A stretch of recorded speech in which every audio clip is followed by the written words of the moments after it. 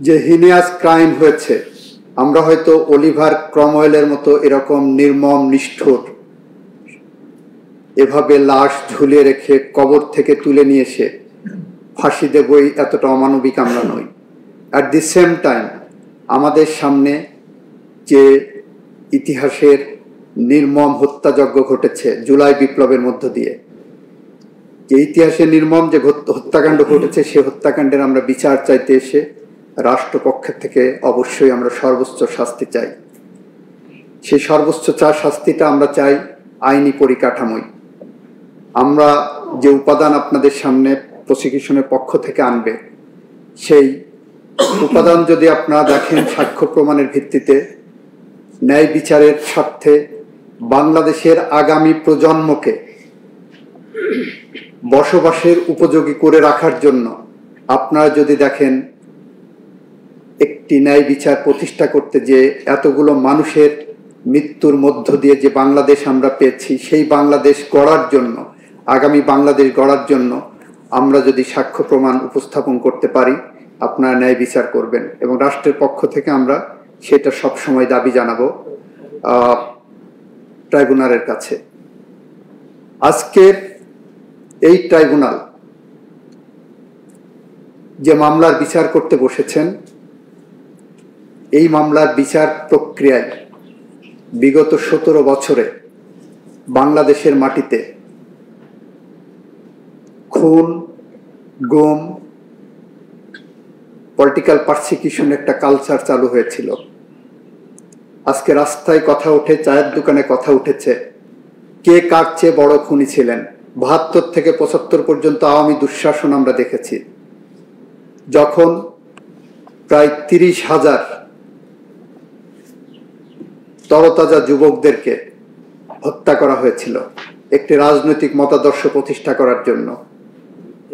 প্রশ্ন উঠেছে 72 থেকে 75-এর যে শাসক ছিলেন উনি বড় খুনি ছিলেন, নাকি 2009 থেকে 2024 পর্যন্ত যিনি শাসক ছিলেন উনি বড় খুনি ছিলেন। প্রশ্ন এসেছে 72 থেকে 75 পর্যন্ত খুনের ধরন এবং 9 থেকে 24-এর খুনের ধরন একই প্যাটার্নের নাকি কোনো রকম, এটাকে রিফাইনিং স্টেজে আমাদের সামনে এসেছে। এগুলো সবই অসুস্থ বিতর্কের একটি জায়গা। আমরা মনে করি বাংলাদেশের মানুষের জন্য, গণতন্ত্রের জন্য, বাংলাদেশের আগামী প্রজন্মের বসবাস করে দেওয়ার জন্য এমন একটি ন্যায় বিচার প্রতিষ্ঠা করা দরকার যে সমাজে খুনের রাজনীতি বন্ধ হবে। গত 24 বছরে মুক্তিযুদ্ধের চেতনার নামে যে রাজনীতি করা হয়েছে, সেখানে বলা হয়েছে আর একটা ধারণা দেওয়া হয়েছে মুক্তিযুদ্ধের চেতনা মানে খুন, মুক্তিযুদ্ধের চেতনা মানে ক্ষমতায় টিকে থাকার জন্য গুম করা, মুক্তিযুদ্ধের চেতনা মানে দিনের ভোট রাতে করা, মুক্তিযুদ্ধের চেতনা মানে চাঁদাবাজি করা, মুক্তিযুদ্ধের চেতনা মানে লুটেরাদের প্রতিষ্ঠা করা, মুক্তিযুদ্ধের চেতনা মানে বিদেশে আমার দেশের লক্ষ লক্ষ টাকা, ডলার, পাউন্ড পাচার করে বেগম পাড়ায় বাড়ি বানানো। এমন একটি সমাজ ব্যবস্থার মধ্য দিয়ে একটি বৈষম্যহীন সমাজ প্রতিষ্ঠার জন্য জুলাই বিপ্লবের সময় যে আন্দোলনের সূচনা হয়েছিল, শান্তিপূর্ণ আন্দোলন ছিল।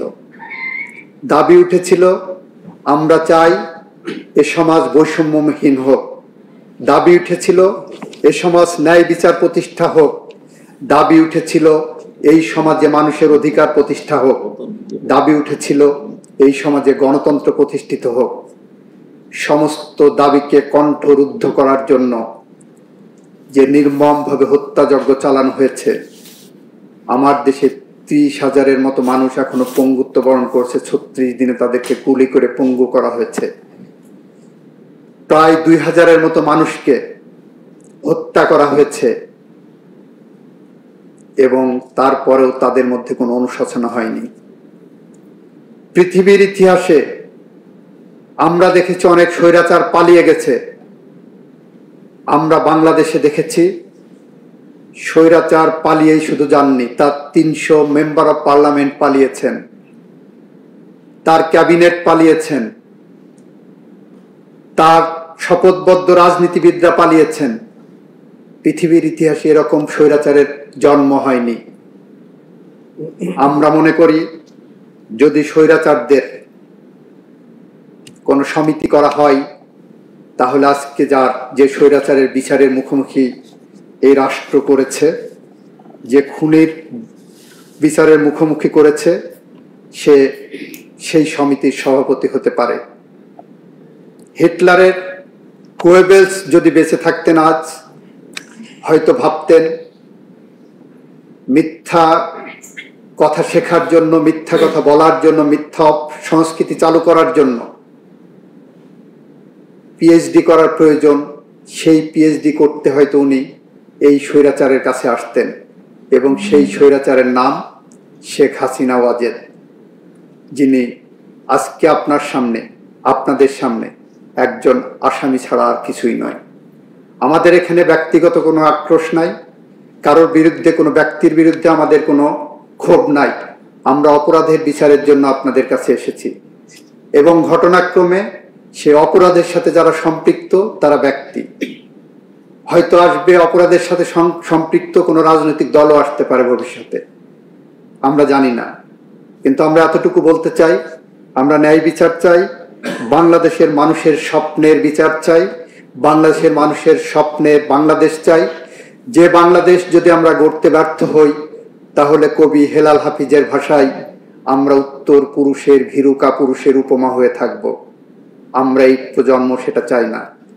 আমরা চাই না বলেই আবু সাইদ মুগ্ধের রক্তের শপথ নিয়ে আমরা আপনাদের সামনে এসেছি।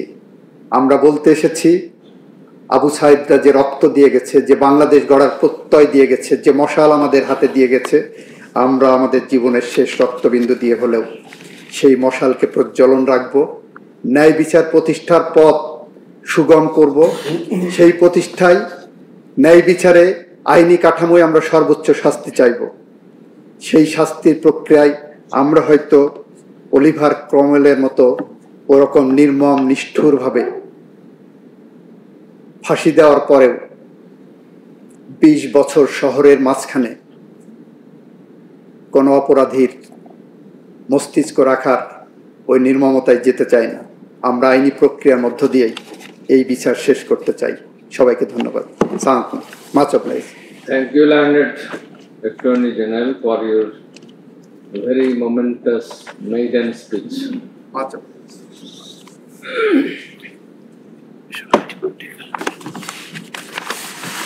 Item 1 for opening statement and examination of PW.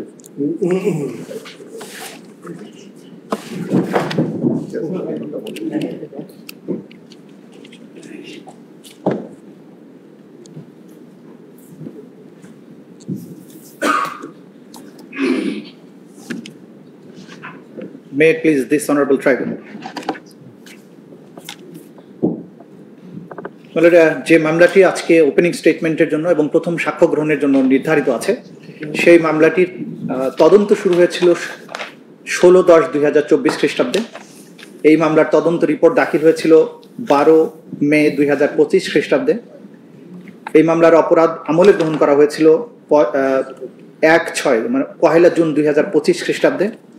আনুষ্ঠানিক অভিযোগ চার্জ ফ্রেম করা হয়েছিল 10/7/2025 তারিখে, এবং আজকে এই মামলাটির ওপেনিং স্টেটমেন্টের জন্য আছে, যেটা ইন্টারন্যাশনাল ক্রাইমস ট্রাইব্যুনালস অ্যাক্ট 1973 এর 10D ধারা মতে আমাদের একটা আইনি বাধ্যবাধকতা এই ওপেনিং স্টেটমেন্ট এই দিস অনারেবল ট্রাইব্যুনালের সামনে প্লেস করার জন্য।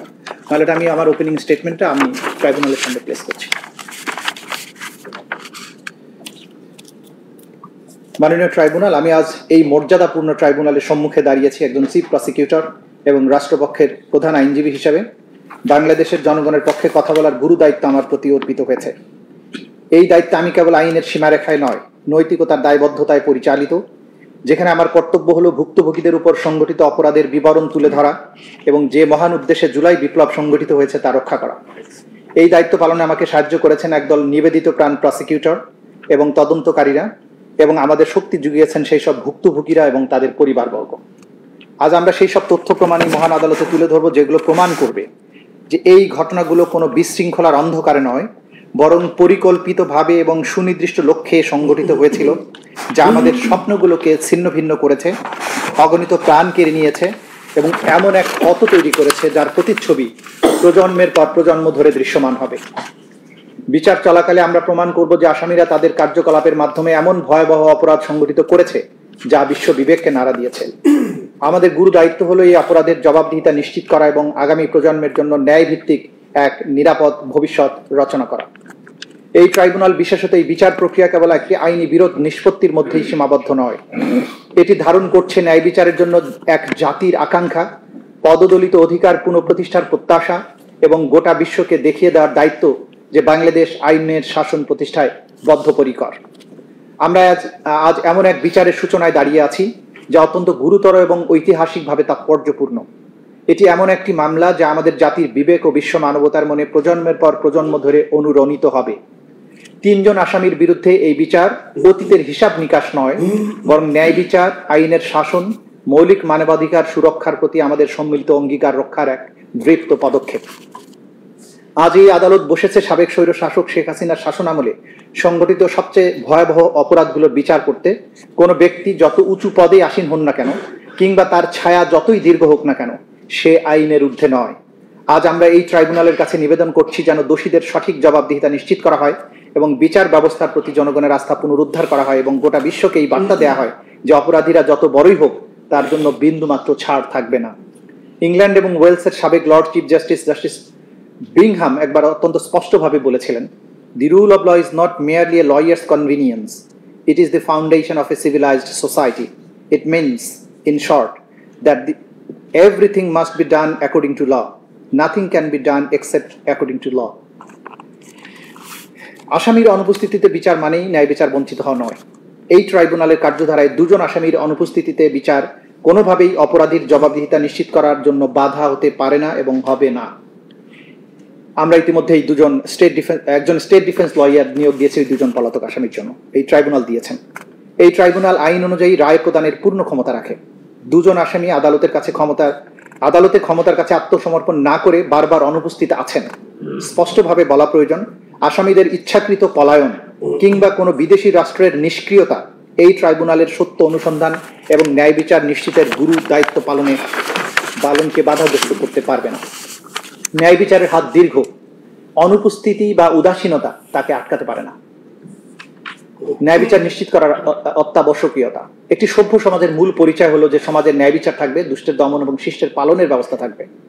আমরা দৃঢ়ভাবে প্রতিশ্রুতিবদ্ধ যে আসামিদের অধিকার সম্পূর্ণভাবে রক্ষা করা হবে এবং এই প্রক্রিয়ার প্রতিটি ধাপ জনসাধারণের জন্য উন্মুক্ত থাকবে। এর মধ্য দিয়ে আমরা প্রমাণ করব যে বাংলাদেশের ন্যায় বিচার প্রতিষ্ঠার স্পৃহা একটি জীবন্ত অঙ্গীকার যা প্রজন্মের পর প্রজন্ম ধরে চলমান থাকবে। এই ট্রাইব্যুনাল হোক আমাদের সম্মিলিত প্রতিজ্ঞার স্মারক। বিচারের ঐতিহাসিক গুরুত্ব। আমাদের জাতির আইন ও নৈতিকতার ইতিহাসে এই মামলা অভূতপূর্ব। এখানে অভিযোগকৃত অপরাধগুলো কোনো দূর অতীতের যুদ্ধের বিশৃঙ্খলায় বা সমাজের আইনহীন বিশৃঙ্খল প্রান্তরে ঘটেনি, বরং ঘটেছে আমাদের গণতন্ত্রের কেন্দ্রস্থলে, জনসমাগমে এবং জনপথগুলোতে, যেখানে জাতির তরুণেরা আশা, বিবেক ও ন্যায়সঙ্গত ও অন্তর্ভুক্তিমূলক ভবিষ্যতের দাবিতে সমবেত হয়েছিল। তাদের শান্তিপূর্ণ পরিবর্তনের আহ্বানকে সংলাপ বা ন্যায়পরায়ণতা দিয়ে কিংবা সংস্কার দিয়ে নয়, বরং বর্বরতা এবং দমন পীড়নের মাধ্যমে জবাব দেওয়া হয়েছিল। আওয়ামী লীগ শাসনের ঐতিহাসিক প্রেক্ষাপট। এই বিচারের প্রক্রিয়ার গুরুত্ব সম্পূর্ণভাবে বুঝতে হলে 2024 সালের জুলাই এবং আগস্ট মাসে সংঘটিত ঘটনাবলীকে বাংলাদেশের সাম্প্রতিক রাজনৈতিক ইতিহাসের বৃহত্তর প্রেক্ষাপটে দেখতে হবে। দীর্ঘদিন ধরে জাতীয় রাজনীতিতে প্রভাবশালী শক্তি হিসেবে আওয়ামী লীগ গণতান্ত্রিক পুনর্জাগরণ এবং উন্নয়নের মিথ্যা বাতাবরণ তৈরি করে পরপর কয়েক মেয়াদে তাদের শাসন ক্রমশ একদলীয় দুঃশাসন, মৌলিক মানবাধিকার হরণ, ভিন্নমত দমনে নিষ্ঠুর পন্থায় মানবতা বিরোধী অপরাধ সংগঠন করে গেছে। 2010-এর দশকের প্রথম দিকে দলটি ক্ষমতাসীন হওয়ার পর ইচ্ছে মতো সাংবিধানিক এবং আইনি পরিবর্তন আনয়নের মাধ্যমে ধীরে ধীরে সমস্ত ক্ষমতা প্রধানমন্ত্রীর কাছে কেন্দ্রীভূত করে। বিচার বিভাগ, আইন শৃঙ্খলা বাহিনী এবং গণমাধ্যম সমূহ গুরুত্বপূর্ণ রাষ্ট্রীয় প্রতিষ্ঠানগুলোকে সরাসরি নিয়োগ, বিধিনিষেধ এবং বাক স্বাধীনতা হ্রাসকারী আইনের মাধ্যমে সরকারের কঠোর নিয়ন্ত্রণে আনা হয়। সংসদ এবং জনগণের ভেতরের সমালোচকরা ভয়ভীতি, আইনি হয়রানি অথবা রাজনৈতিক প্রক্রিয়া থেকে বহিষ্কারের শিকার হন। নাগরিক সমাজ এবং সাংবাদিকরা যদি সরকারের বিবৃতিকে প্রশ্নবিদ্ধ করতেন তবে তাদেরকে নজরদারি, সেন্সরশিপ এবং নির্বিচার গ্রেপ্তারের হুমকির মুখে পড়তে হতো। ক্রমশ বিরোধী দলগুলো প্রতিদ্বন্দ্বিতাপূর্ণ নির্বাচন থেকে দূরে নিক্ষিপ্ত হয়। নিবর্তনমূলক আইন এবং রাজনৈতিক কর্মকাণ্ড দমনে রাষ্ট্রযন্ত্রের আচরণের কারণে বিরোধী রাজনৈতিক দলগুলো কোণঠাসা হয়ে পড়ে। অংশগ্রহণমূলক গণতন্ত্রের পরিবর্তে তোষামোদী এবং ভয়ের সংস্কৃতি জনগণের নিয়মতান্ত্রিক প্রতিবাদ এবং অনানুপাতিক শক্তি প্রয়োগের মাধ্যমে দমন করা হতো। এভাবে একসময় বহুমুখিতা এবং মুক্ত আলোচনার পরিবেশ ধীরে ধীরে সংকীর্ণ এবং স্তব্ধ হয়ে যায়। 2024 সালের মধ্যে এই পরিস্থিতি বিশেষত দেশের যুব ও ছাত্র সমাজের মধ্যে তীব্র হতাশার জন্ম দেয়, যারা ঐতিহ্যগতভাবে বাংলাদেশের গণতান্ত্রিক চেতনার মশাল বাহক। অধিকতর স্বচ্ছতা, একাডেমিক স্বাধীনতা, শান্তিপূর্ণ প্রতিবাদের অধিকারের দাবিতে তাদের আন্দোলন ধীরে ধীরে গতি পায় এবং শেষ পর্যন্ত জুলাই এবং আগস্ট মাসের গণবিক্ষোভ একটি অবিস্মরণীয় বিপ্লবে রূপান্তরিত হয়ে স্বৈরশাসককে দেশ থেকে পালাতে বাধ্য করে। মহাকাব্যিক এই বিপ্লবের মাধ্যমে বাংলাদেশে পুনরায় একটি ন্যায়ভিত্তিক, সমৃদ্ধি ও স্বপ্নে পরিপূর্ণ রাষ্ট্র গঠনের সুযোগ সৃষ্টি হয়েছে। আসামিদের বিরুদ্ধে আনিত অভিযোগসমূহ: এই মামলায় 3 জন আসামি শেখ হাসিনা, আসাদুজ্জামান খান কামাল এবং চৌধুরী আব্দুল্লাহ মামুন। প্রসিকিউশনের মামলার মূল ভিত্তি হল প্রত্যক্ষ প্রমাণের অপ্রতিরোধ্য শক্তি, সাবেক প্রধানমন্ত্রীর নিজের বক্তব্য, রেকর্ডকৃত অডিও এবং বিভিন্ন স্পষ্ট দিক নির্দেশনা যা তিনি ওই সংকটকালীন দিনগুলোতে দিয়েছেন। এগুলো কোনো পরোক্ষ প্রমাণ নয়, বরং অকাট্য এবং প্রত্যক্ষ প্রমাণ যা সরকারের সর্বোচ্চ পর্যায়ে উদ্দেশ্য ও পরিকল্পনার এক বিরল এবং গোপন জানালা উন্মোচন করে। প্রসিকিউশন মনে করে এইসব নথি এবং অডিও প্রমাণ, সাবেক প্রধানমন্ত্রীর কার্যালয় থেকে প্রদত্ত বক্তব্য, নির্দেশনা এবং যোগাযোগ মামলাটিকে শক্ত ভিত্তি দেবে এবং আসামিদের কমন রেসপন্সিবিলিটি অকাট্যভাবে প্রমাণ করবে। শেখ হাসিনার একটি নির্দেশের ভাষা ছিল এরকম: শেখ হাসিনা বলছেন, দরকার নাই, ওটা দরকার নাই, আমি সেনা প্রধানের সাথে কথা বলেছি, ওরা রেডি থাকবে, ঠিক আছে। এখন তো আমরা অন্য করতেছি, ড্রোন দিয়ে ছবি নিচ্ছি এবং হেলিকপ্টার দিয়ে হচ্ছে, মানে কয়েক জায়গায়। অপর প্রান্ত থেকে তাপস বলছেন, তাহলে ওই কিছু ছবি দেখে পাকড়াও করা যায় না রাতের মধ্যে? শেখ হাসিনা, সবগুলোকে অ্যারেস্ট করেছি বলেছি রাত্রে। তাপস, হ্যাঁ, পাকড়াও করলে ওদেরকে? শেখ হাসিনা, না, ওটা বলা হয়ে গেছে, ওটা নিয়ে র্যাব, ডিজিএফআই, এনএসআই সবাইকে বলা হয়েছে, যে যেখান থেকে যে কয়টা পারবা ধইরা ফেলো। তাপস, জি। শেখ হাসিনা, ওটা বলা আছে, আর যেখানে গ্যাদারিং দেখবে সেখানে এখন উপর থেকে করাচ্ছি, অলরেডি শুরু হয়েছে কয়েক জায়গায়। তাপস, জি। শেখ হাসিনা, হয়ে গেছে। তাপস, জি জি, মোহাম্মদপুর থানার দিকে মনে হয় ওরা যাচ্ছে, একটা আমাকে স্বরাষ্ট্রমন্ত্রী বলল। শেখ হাসিনা, মোহাম্মদপুর থানার দিকে? তাপস, হ্যাঁ। শেখ হাসিনা, ওখানে পাঠিয়ে দিই গ্র্যাব রে। তাপস, জি, তাহলে আপনার নির্দেশনা লাগবে। উনি এখনো হ্যাঁ। শেখ হাসিনা, আমার নির্দেশনা দেওয়া আছে, ওপেন নির্দেশনা দিয়ে দিছি, এখন লিথাল ওয়েপন ব্যবহার করবে, যেখানে পাবে সোজা গুলি করবে। তদন্ত প্রতিবেদন এবং মৌখিক লিখিত প্রমাণ পর্যালোচনায় প্রাথমিকভাবে প্রমাণিত হয়েছে যে 2024 সালের 1 জুলাই থেকে 5 আগস্ট সময়ের মধ্যে প্রধানমন্ত্রী সরকারি বাসভবন থেকে শুরু করে সারা দেশব্যাপী আসামি শেখ হাসিনা, আসাদুজ্জামান খান কামাল, চৌধুরী আব্দুল্লাহ মামুন এবং আন্তর্জাতিক অপরাধ ট্রাইব্যুনাল আইন 1973-এর 3(2)(a) GH ধারা এবং 4(1), 4(2), 4(3) ধারার অধীনে মানবতা বিরোধী অপরাধ সংগঠন করেছে, যা এই আইনের 20(2) এবং 20(ক) ধারায় দণ্ডনীয়। প্রসিকিউশন এই ট্রাইব্যুনালে প্রমাণ করবে যে 2024 সালের জুলাই এবং আগস্ট মাসে ক্ষমতাসীন আওয়ামী লীগ সরকার শান্তিপূর্ণ ছাত্র জনতার আন্দোলন এবং রাজনৈতিক ভিন্ন মতাবলম্বীদের দমন ও নির্যাতনের লক্ষ্যে টার্গেট করে বৈষম্য বিরোধী ছাত্র আন্দোলনে অংশগ্রহণকারী নিরীহ ও নিরস্ত্র ছাত্র জনতা, বিরোধী রাজনৈতিক দলের নেতাকর্মী, বিশেষ করে বিএনপি, জামাত এবং অন্যান্য দলের সাথে সম্পৃক্ত ব্যক্তিবর্গ এবং সাধারণ জনগণ যারা এই আন্দোলনে অংশ নিয়েছিল তাদের উপর নানাবিধ হামলা, নির্যাতন, দমননীতি, গণগ্রেপ্তার, আইনি হয়রানি, ভয়ভীতি প্রদর্শন, সহিংসতা চালায়। আন্দোলনের সমর্থক চিকিৎসক, আইনজীবী, সাংবাদিক, মানবাধিকার কর্মী, শিক্ষাবিদ, অনলাইন সমালোচক, সাধারণ নাগরিকরা এই দমন পীড়ন এবং গ্রেপ্তার ও হয়রানির শিকার হন। আওয়ামী লীগ শাসনামলে রাষ্ট্রীয় নিরাপত্তা ও গোয়েন্দা সংস্থার সহযোগিতায় একটি সমন্বিত প্রাতিষ্ঠানিক দমননীতি গড়ে তোলা হয়। সেনাবাহিনীর গোয়েন্দা অধিদপ্তর ডিজিএফআই, জাতীয় নিরাপত্তা গোয়েন্দা সংস্থা NSI, counter terrorism and transnational crime CTTC, special branch SB এবং পুলিশের গোয়েন্দারা অত্যাধুনিক তথ্য প্রযুক্তি ব্যবহার করে নিয়মিত নজরদারি চালাত। বিরোধী মত ও প্রতিবাদ দমন করার কৌশলের হয়ে তারা একটি বিশেষ নজরদারি সংস্থা national telecommunication and monitoring centre NTMC গঠন করে। প্রথমে র্যাবের গোয়েন্দা ইউনিট এবং ডিজিএফআই এই কার্যক্রম পরিচালনা করত, তখন এর নাম ছিল ন্যাশনাল মনিটরিং সেন্টার। বাইরে থেকে এই প্রতিষ্ঠান অপরাধ শনাক্তের জন্য বৈধ নজরদারি চালায় বলে দাবি করলেও গোপনে এটি ব্যবহার করা হতো বিরোধী রাজনৈতিক নেতৃবৃন্দ, ভিন্ন মতাবলম্বী এবং সরকারের অবৈধ কর্মকাণ্ড প্রকাশকারী ব্যক্তিদের উপর নজরদারির জন্য। বিশেষত জুলাই আগস্টের গণ অভ্যুত্থানের সময় ড্রোন, ফোনে আড়ি পাতা, লোকেশন ট্র্যাকিং প্রযুক্তি ব্যবহার করে প্রতিবাদকারীদের শনাক্ত করা হয়, দমনমূলক ব্যবস্থা নেওয়া হয়। পাশাপাশি আওয়ামী লীগ ও তার সহযোগী সংগঠন, ছাত্রলীগ, যুবলীগ স্থানীয় পর্যায়ে সশস্ত্র ক্যাডার নিয়োগ করে আন্দোলনকারীদের চিহ্নিত করে। এসব গোয়েন্দা তথ্যের ভিত্তিতে আইন শৃঙ্খলা বাহিনী, বিশেষ করে পুলিশ ও র্যাব দমন অভিযান, গ্রেপ্তার, সহিংস হামলা চালায়।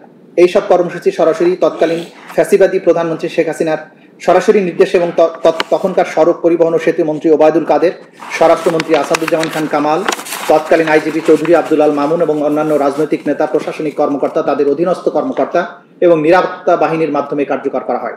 তৎকালীন আওয়ামী লীগ সরকার রাষ্ট্রযন্ত্রের পূর্ণ শক্তি ব্যবহার করে শান্তিপূর্ণ আন্দোলনের বিরুদ্ধে নজিরবিহীন দমন অভিযান চালায়। Police, RAB, APBN, answer, BGB এবং সীমিতভাবে সশস্ত্র বাহিনীর সদস্যরা বিরোধীদের দমন করতে নিয়োগ দেওয়া হয়। এর পাশাপাশি ডিজিএফআই, এনএসআই, এসবি, সিটিটিসি, গোয়েন্দা শাখা, সোয়াত ইউনিটকে সাধারণ ছাত্র, সাধারণ মানুষের বিরুদ্ধে ব্যাপক সহিংসতা সংঘটিত করার জন্য মোতায়েন করা হয়। আওয়ামী লীগের সহযোগী সংগঠন, বিশেষত ছাত্রলীগ ও যুবলীগের সশস্ত্র ক্যাডাররা এই দমন অভিযানে সক্রিয়ভাবে অংশ নেয়, যা সহিংসতা ও রাষ্ট্রীয় সন্ত্রাস আরও তীব্র করে তোলে। 2024 সালের 1 জুলাই থেকে 15 আগস্ট পর্যন্ত সময়ে রাষ্ট্রীয় নিরাপত্তা বাহিনী এবং শাসক দলের সশস্ত্র ক্যাডারদের হাতে 15 আগস্ট 5 আগস্ট শাসক দলের সশস্ত্র ক্যাডারদের হাতে আনুমানিক 1400-এর বেশি মানুষ নিহত হয়। নিহতদের মধ্যে প্রায় 12 থেকে 13% ছিল শিশু। নিরাপত্তা বাহিনী নির্বিচার মারাত্মক ও কম মারাত্মক উভয় ধরনের অস্ত্র ব্যবহার করে। সামরিক মানের রাইফেল, শটগান, গুলি, রাবার বুলেট, টিয়ার গ্যাস, কিছু কিছু এলাকায় হেলিকপ্টার থেকে গুলি চালানো এবং নিরস্ত্র আন্দোলনকারীদের সরাসরি হত্যা করার রিপোর্ট পাওয়া যায়। হাজারো আন্দোলনকারী পথচারী সংগঠকদের বিনা পরোয়ানায় গ্রেপ্তার করা হয়, যাদের মধ্যে শিশু, নারী ও স্বাস্থ্যকর্মীরাও ছিল। শুধু 17 জুলাই থেকে 29 জুলাইয়ের মধ্যে 10,000-এর বেশি গ্রেপ্তারের রিপোর্ট পাওয়া গেছে। গণহারে আটক ব্যক্তিদের উপরে নির্যাতন, যৌন সহিংসতার অভিযোগ ব্যাপকভাবে পাওয়া গেছে। ডিজিএফআই, ডিবি সহ গোয়েন্দা সংস্থাগুলো ছাত্র নেতাদের গুম করার সঙ্গে জড়িত ছিল বলে অভিযোগ রয়েছে। আহত আন্দোলনকারীদের হাসপাতাল থেকে জোরপূর্বক আটক করা হয়, চিকিৎসকদের ভয়ভীতি দেখানো হয়, সিসিটিভি ফুটেজ জব্দ করে চিকিৎসা কার্যক্রম ব্যাহত করা হয়। নারী আন্দোলনকারীদের ধর্ষণের হুমকি, শারীরিক নিপীড়ন, সামাজিক হেনস্থার শিকার হতে হয়।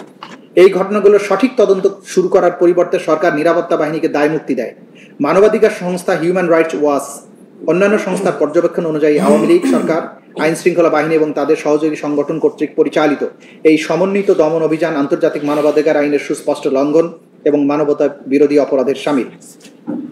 প্রসিকিউশন শুরুতেই এটা স্পষ্ট করেছে যে এই মামলার পূর্ববর্তী সরকারের পুরো মেয়াদের সব অপরাধকে অন্তর্ভুক্ত করা হয়নি, বরং এখানে লক্ষ্য স্থির করা হয়েছে গত গ্রীষ্মে সংগঠিত ভয়াবহ ঘটনাবলীর উপর, যখন রাষ্ট্রীয় দমন পীড়নের ঢেউ অন্তত 1400 শান্তিপূর্ণ ছাত্র আন্দোলনকারী জীবন কেড়ে নেয়। এই বিচার প্রক্রিয়ার লক্ষ্য এবং সীমারেখা সুস্পষ্ট। আমরা জুলাই আগস্ট 2024 সালের গণ অভ্যুত্থানের সেই সব ভুক্তভোগীদের জন্য ন্যায় বিচার চাই, যাদের জীবন ও স্বপ্ন এই সহিংসতার কারণে নির্মমভাবে ধ্বংস হয়ে গেছে। প্রসিকিউশন 11টি প্রতীকী ঘটনার উপর তার মামলা কেন্দ্রীভূত করবে, যেগুলো অত্যন্ত নিখুঁতভাবে বাছাই করা হয়েছে, যাতে আন্তর্জাতিক আইনে স্বীকৃত মানবতা বিরোধী অপরাধের প্রতিটি উপাদান প্রমাণিত হয়। এই ঘটনাগুলোর মাধ্যমে প্রসিকিউশন দেখাবে যে বেসামরিক জনগণের উপরে সংঘটিত আক্রমণগুলো ছিল ব্যাপক মাত্রার, পদ্ধতিগত এবং সুনির্দিষ্টভাবে পরিকল্পিত। প্রতিটি ঘটনা হবে একটি দৃষ্টিকোণ, যার মাধ্যমে ট্রাইব্যুনাল দেখতে পাবেন কিভাবে হত্যা, নিপীড়ন, নির্যাতন, নির্বিচার আটক, যৌন সহিংসতা ইত্যাদি অপরাধ রাষ্ট্রীয় সমস্ত প্রতিষ্ঠানগুলোকে ব্যবহার করে সুপরিকল্পিতভাবে এবং ব্যাপক মাত্রায় সংগঠন করা হয়েছে। এই 11টি ঘটনার বিস্তারিত বিশ্লেষণের মাধ্যমে প্রসিকিউশন সন্দেহাতীতভাবে প্রমাণ করবে যে ব্যাপক বা পদ্ধতিগত আক্রমণ, যা রাষ্ট্রীয় নীতির অংশ হিসাবে বেসামরিক জনগণকে লক্ষ্যবস্তু করে চালানো হয়েছিল, তা মানবতা বিরোধী অপরাধের সমস্ত শর্ত পূরণ করেছে। আমরা দেখাবো যে দমনমূলক ব্যবস্থাগুলো ইচ্ছাকৃতভাবে পরিকল্পিত এবং ব্যাপক মাত্রায় সংগঠিত হয়েছিল এবং অভিযুক্তদের দায় নিয়ে কোনো সন্দেহের অবকাশ নেই এবং থাকবে না। শান্তিপূর্ণ ছাত্র আন্দোলনকারীদের বিরুদ্ধে বর্বরতা স্পষ্টভাবে বলা প্রয়োজন। এই প্রসিকিউশনের মামলা কোনো বিমূর্ত আইনের নীতি নয়, বরং তরুণীদের জীবনে ঘটে যাওয়া জীবন্ত বাস্তবতা। এদেশের ছাত্র তরুণেরা স্বপ্ন, আশা, আদর্শবাদ এবং ভবিষ্যৎ গড়ার অবিচল বিশ্বাসে অনুপ্রাণিত ছিল। তাদের মৌলিক অধিকার, সমাবেশ ও মত প্রকাশের স্বাধীনতার চর্চা করছিল এবং তারা রাষ্ট্রীয় বাহিনীর লক্ষ্যবস্তুতে পরিণত হয়েছিল, যা শেখ হাসিনার প্রত্যক্ষ নির্দেশে পরিচালিত হয়েছিল। আসামিদের বিরুদ্ধে গৃহীত প্রমাণ শুধু বিশ্বাসযোগ্যই নয়, বরং তা অকাট্য, স্বতন্ত্র ব্যাখ্যার ঊর্ধ্বে। এই ট্রাইব্যুনালের সামনে যে প্রমাণ উপস্থাপন করা হবে তা অস্পষ্ট তথ্যের বিচ্ছিন্ন কোনো টুকরা নয়, বরং এক অবিচ্ছিন্ন ও সুদৃঢ় প্রমাণ শৃঙ্খল, যার প্রতিটি অংশ পরবর্তী অংশকে আরও শক্তিশালী করে। এই প্রমাণের সার্বিকতা, চাক্ষুষ সাক্ষ্য, ডিজিটাল রেকর্ড, সরকারি যোগাযোগ এবং ফরেনসিক প্রতিবেদন এতটাই স্পষ্ট এবং শক্তিশালী যে এতে কোনো সন্দেহের অবকাশ নেই। এই নিঃসন্দেহ এবং অকাট্য প্রমাণই সন্দেহাতীতভাবে প্রমাণ করবে শেখ হাসিনার অপরাধ এবং সহ আসামিদের দায়বদ্ধতা। প্রধান প্রমাণাবলী যেগুলো আমরা এই ট্রাইব্যুনালের সামনে উপস্থাপন করব সেগুলো হচ্ছে চাক্ষুষ সাক্ষ্য। বহু ছাত্র, শিক্ষক এবং প্রত্যক্ষদর্শী সাক্ষ্য দেবেন যে আইন শৃঙ্খলা রক্ষাকারী বাহিনীর সমন্বিত অভিযানে কিভাবে শান্তিপূর্ণ সমাবেশে অতিরিক্ত শক্তি প্রয়োগ করা হয়। তাদের বর্ণনায় স্পষ্টভাবে দেখা যাবে যে লাইভ গুলি, টিয়ার গ্যাস, শারীরিক নির্যাতনের মাধ্যমে দমনপীড়ন চালানো হয়েছে এবং এই কর্মকাণ্ডের নির্দেশ উচ্চ পর্যায় থেকে এসেছে। সরকারি যোগাযোগ, প্রধানমন্ত্রীর কার্যালয় ও মন্ত্রিসভার বৈঠক থেকে প্রেরিত নির্দেশনাবলী যা ডিজিটাল ফরেনসিকের মাধ্যমে প্রমাণিত হয়েছে সেগুলো উপস্থাপন করা হবে।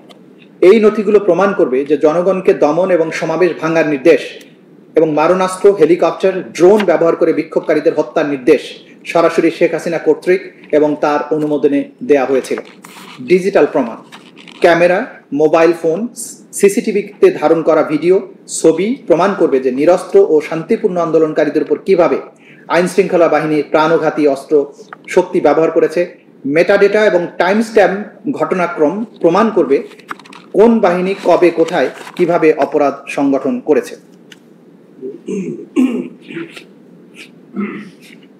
মেডিকেল এবং ফরেনসিক প্রতিবেদন, ময়নাতদন্ত হাসপাতালের রিপোর্টে ছাত্রদের উপর চালানো ভয়াবহ সহিংসতার প্রমাণ রয়েছে।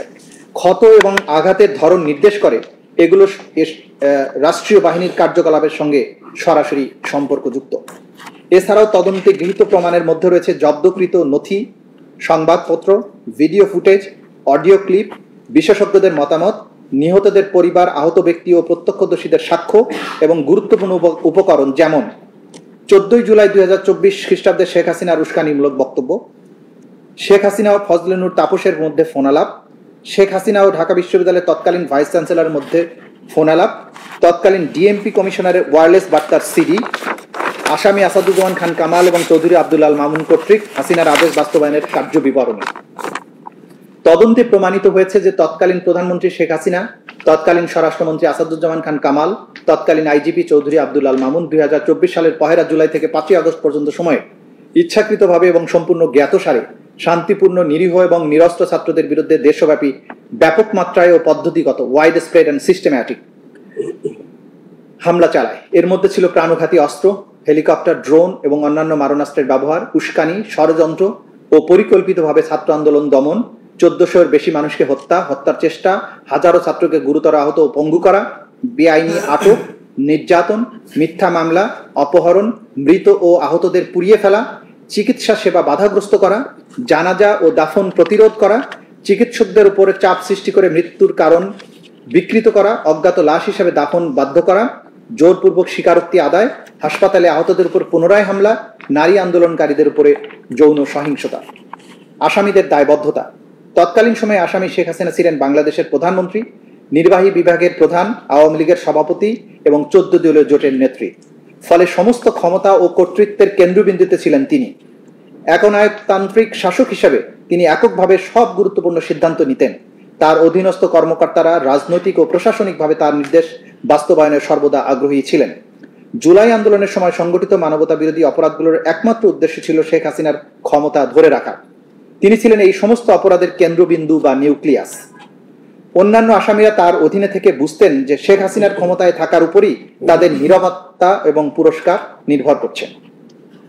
আসামি আসাদুজ্জামান খান কামাল স্বরাষ্ট্রমন্ত্রী হিসেবে ছিলেন আওয়ামী লীগের একজন সিনিয়র নেতা এবং নীতি নির্ধারক এবং কথিত গ্যাং অফ 4 এর সদস্য। আন্দোলন দমনের সমস্ত সিদ্ধান্ত তার ধানমন্ডির বাসভবনে অনুষ্ঠিত কোর কমিটি থেকে নেওয়া হতো। তিনি দেশের আইন শৃঙ্খলা রক্ষাকারী বাহিনীর পূর্ণ নিয়ন্ত্রণে ছিলেন। আসামি চৌধুরী আব্দুল আল মামুন তৎকালীন আইজিপি, স্বরাষ্ট্রমন্ত্রীর একনিষ্ঠ সহযোগী হিসাবে আইন শৃঙ্খলা বাহিনীর প্রত্যক্ষ নিয়ন্ত্রক ছিলেন। তিনি আসাদুজ্জামান খান কামাল নিজেরা উপস্থিত থেকে নিরস্ত্র ছাত্র সাধারণ মানুষের উপরে নির্বিচার গুলি চালানোর নির্দেশ বাস্তবায়ন করা হচ্ছে কিনা তা তদারকি করতেন। 27 জুলাই 2024 তারিখে যাত্রাবাড়ি থানার সামনে আইন শৃঙ্খলা বাহিনীর গুলিবর্ষণের ভিডিও ডিএমপির তৎকালীন ডেপুটি কমিশনার ওয়ারি জোন ইকবাল স্বরাষ্ট্রমন্ত্রী আসাদুজ্জামান খান কামাল এবং চৌধুরী আব্দুল আল মামুনকে দেখান, যা পরে স্বরাষ্ট্র সচিব জাহাঙ্গীর আলমকেও দেখানো হয়।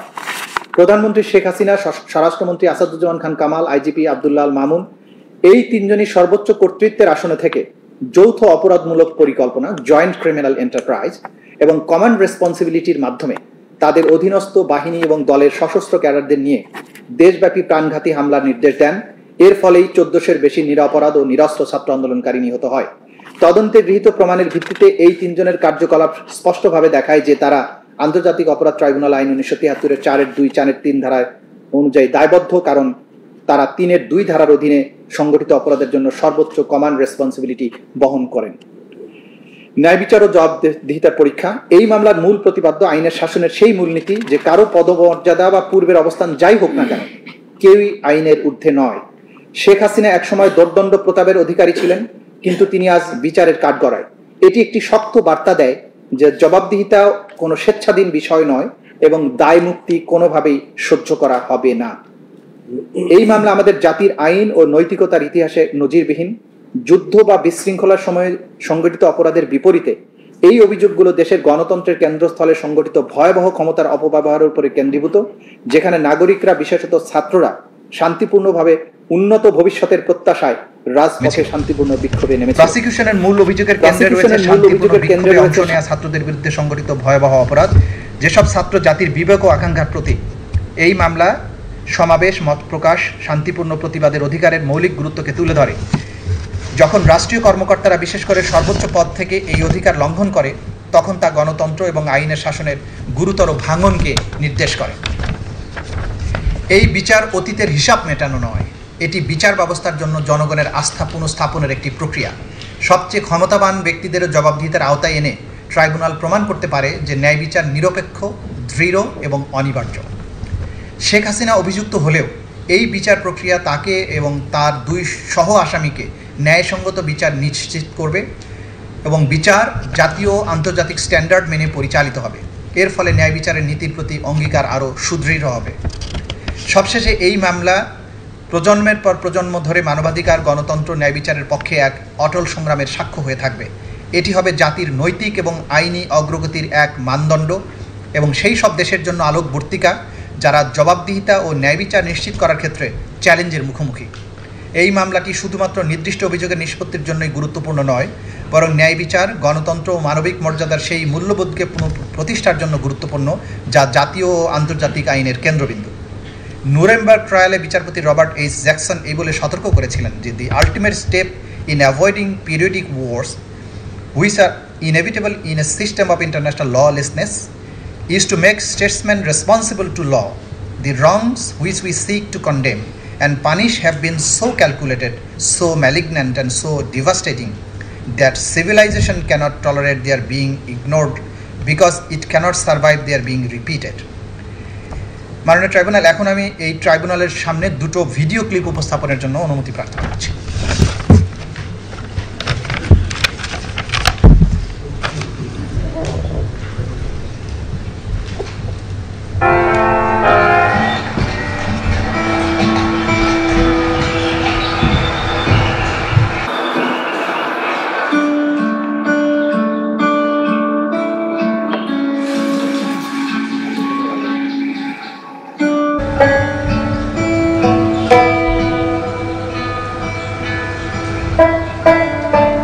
আবু সাঈদের প্রসারিত 2 হাত যেন এক অলঙ্ঘনীয় পর্বত। কোনো বর্গীর স্বার্থ নেই যেটা অতিক্রম করে বাংলাদেশের মানুষকে স্পর্শ করতে পারে।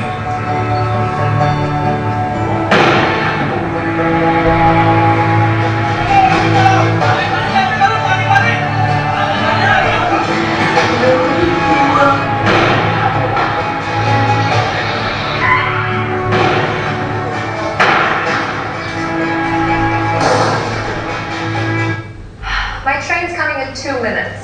Enough time to lower my rent by 5,000 euros. I mean, check it out.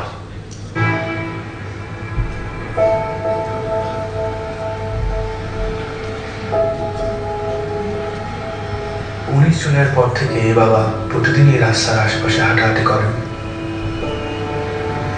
কখনো আবার নির্বাক দাঁড়িয়ে থাকেন। উনি সামনের দিকে তাকিয়ে থাকেন, কিন্তু আসলে কোনো দিকেই তাকান না।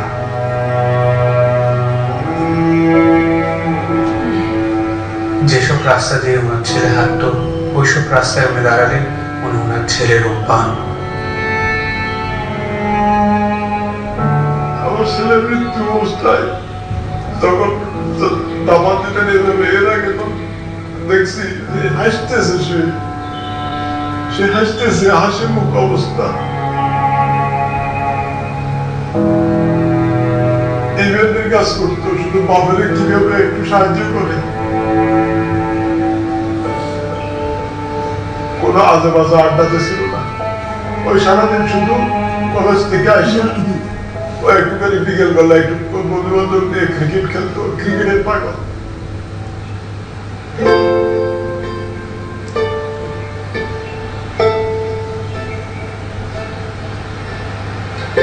আমার পায়ের পাতা আছে এরকম একটা অনুভূতি হতো, কিন্তু আমি যখন হাত দিতাম তখন থেকে আমার পায়ের পাতা নেই, এরকম একটা প্রচুর অনুভূতি হতো। আমি অনেক কান্না করতাম। এই ব্যথার চেয়ে আমার ওই অনুভূতিগুলো আমার বেশি হতো যে আমার পা আছে, আমি যখন হাত দিই তখন থেকে আমার পা নেই।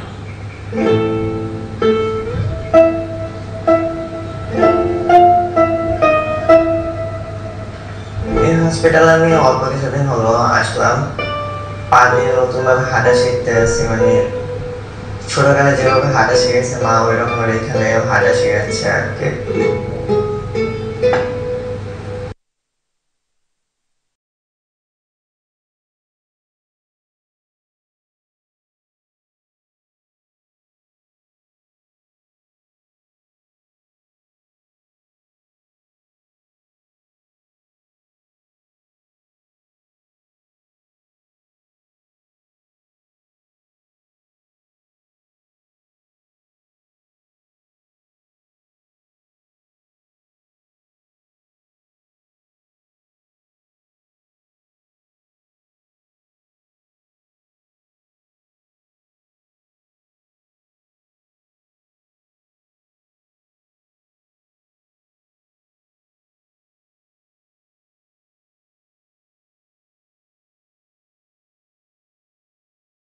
আমার কলিজায় আল্লাহ পাক যতদিন আমাকে হায়াত দিছে আমি এই হাত নিয়ে বেঁচে থাকবো।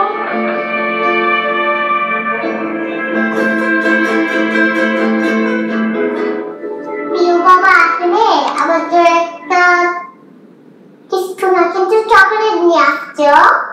প্রিয় বাবা নাই বাড়িতে, যখন বাইরে গেছে আর পুলিশ শাশুড়িকে ঘুরে মেরে দিছে।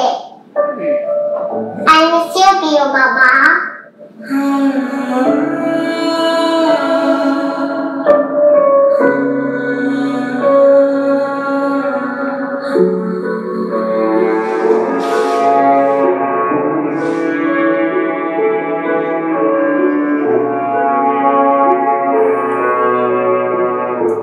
আমাদের চেম্বারের মধ্যে বক্তব্য দিচ্ছিল যে আমরা কোন সরকার বিরোধী আন্দোলন নয়, আমার নিজের অধিকার আদায় বলা করার পরে মমেন বড়ুয়া ওই ছাত্রলীগের লিডার ছিল, তাই গলা চিবিতেছিল, কাল কথা বলছে।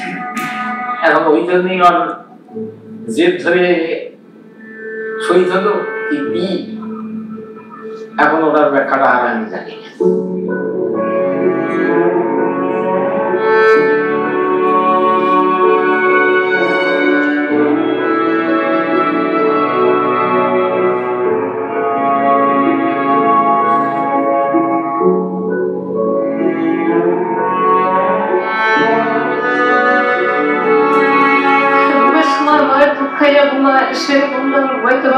তখন আবার এটা বাইরে বাইরে করে আরো নিয়ে করে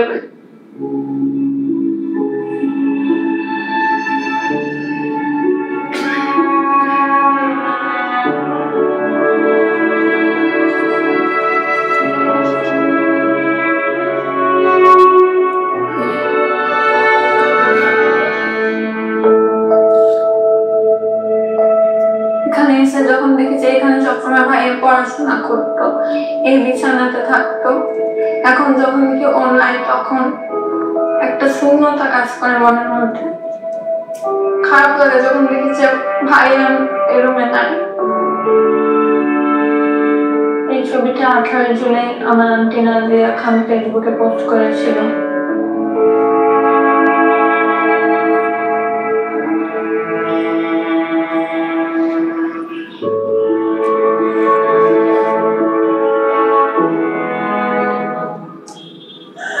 কতদিন আমার ছেলে আমার মা আমার মা কয় না আমার মুখ হয় না কয় না আমার বাপ বেড়ে না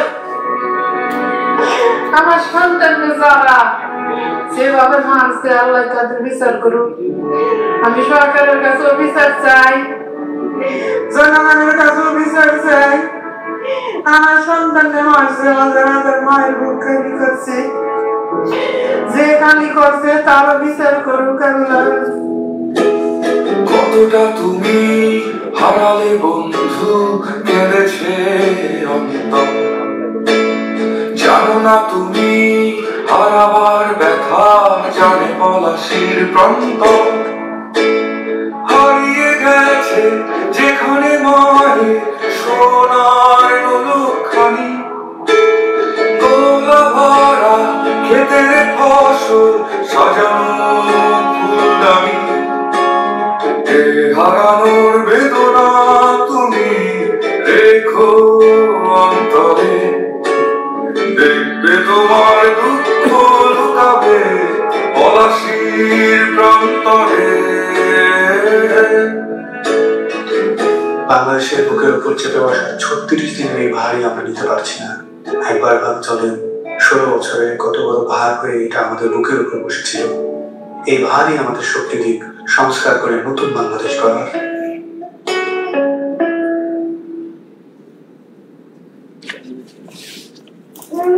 সেকেন্ডটা মানে আমরা দ্বিতীয় যে ভিডিওটা দেখাবো সেটা হচ্ছে আমাদের প্রথম সাক্ষী তিনি যখন গুলি খেয়ে পড়ে যান সেই সময়ের দৃশ্যটা